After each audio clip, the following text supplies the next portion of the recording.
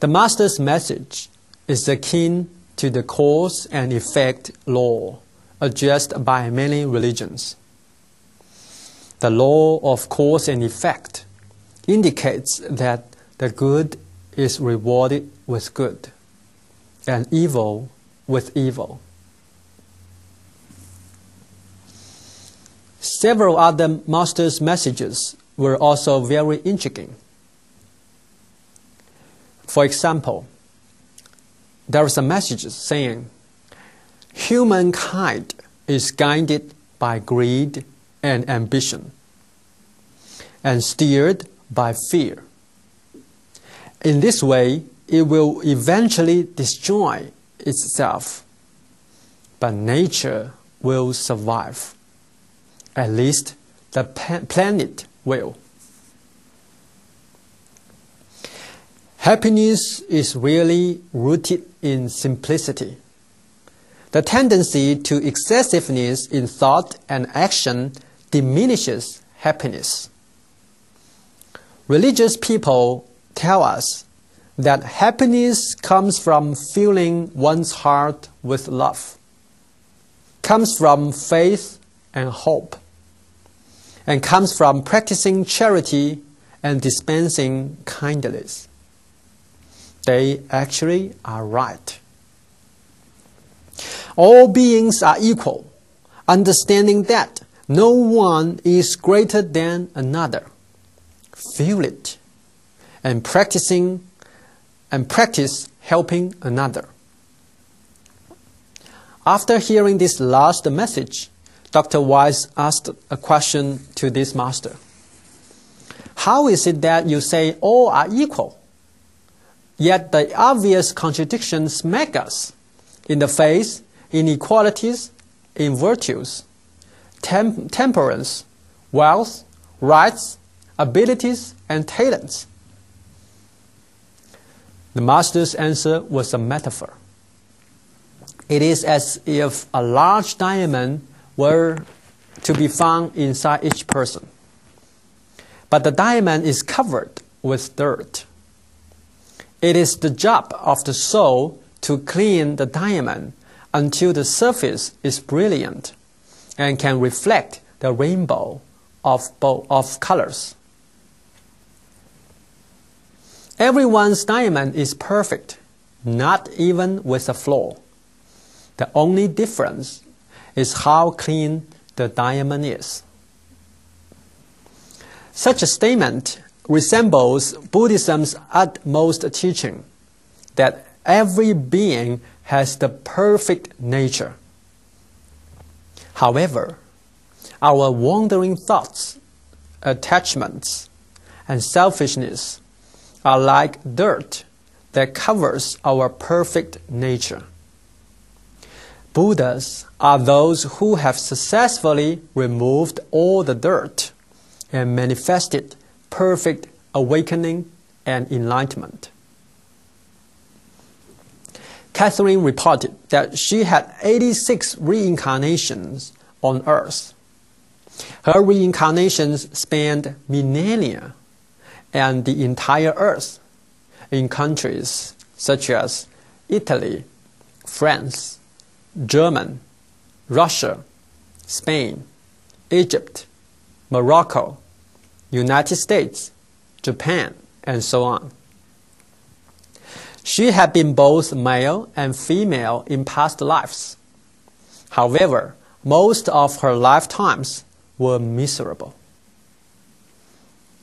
She also mentioned that she had known Dr. WEISS in a previous life, where Dr. WEISS had been her history and geography teacher.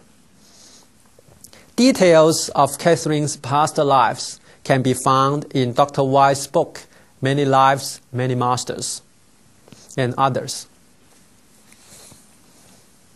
Dr. WEISS currently maintains a private practice in Miami, where his office includes well-trained and highly experienced therapists who also use regression therapy and the techniques of spiritual psychotherapy in their work. In addition, Dr. Weiss conducts national and international seminars and workshops, as well as training programs for professionals.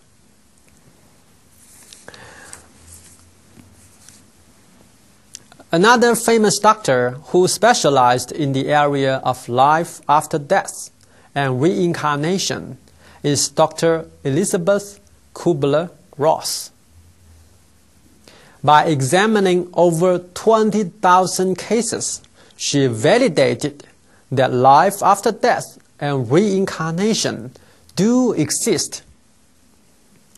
In most of these cases, her patients returned from death and described what had happened when their souls were out of their bodies. Her famous works include On Life After Death, On Death and Dying. Many of her works have been translated into many different languages.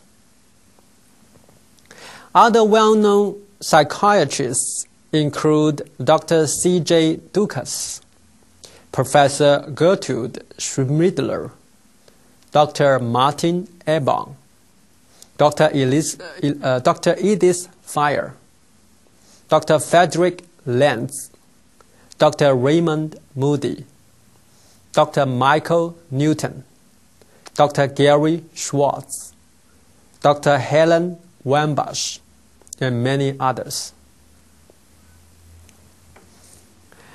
In conclusion, massive scientific research evidence shows that human beings do reincarnate. Many significant implications emerge from this finding. First, understanding the truth of reincarnation, we will no longer fear death.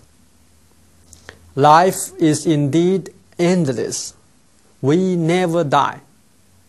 We are just constantly changing our bodies, just like changing our clothes. Secondly, these cases show that we may encounter one another in the endless life cycle. Thus, we should care for people around us and plant the seeds of love and kindness. As such, when we meet them again in the future, they will naturally be kind to us. On the contrary, if we harm a person in this lifetime, even though that person is unable to retaliate now, the anger and hatred remain in his or her soul. The anger and hatred will sooner or later turn to revenge in the present or future lifetimes. Therefore, why not embrace people we meet with love and care? According to these cases, we find that lives are filled with sufferings and afflictions. These patients' past life traumas and sufferings can still influence their present lives. As Buddha Shakyamuni stressed, the cycle of reincarnation is filled with sufferings. Nevertheless, many religions, including Buddhism and Hinduism, have addressed from different perspectives how we can improve our life quality during the reincarnation.